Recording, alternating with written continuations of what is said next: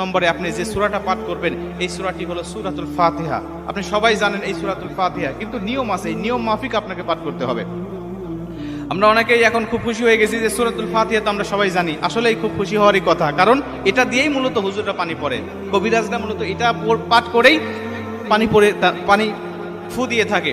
এই জন্য আপনারা এই বিষয়টা পড়বেন, কিন্তু নিয়মটা হলো প্রথমত আপনি অবশ্যই আপনার শরীর এবং আপনার কাপড়টাকে পাক রাখতে হবে। নাপাক গায়ে নাপাক শরীরে যদি আপনি পানিতে ফুঁক দেন, ওই ফুঁকে কোনো কাজ হবে না। ওই পানি পড়ায় আপনি খাইলে পরে কখনোই আপনার পেটের ব্যথা ভালো হবে না। অবশ্যই আপনার পোশাক পাক থাকতে হবে, শরীর পাক থাকতে হবে।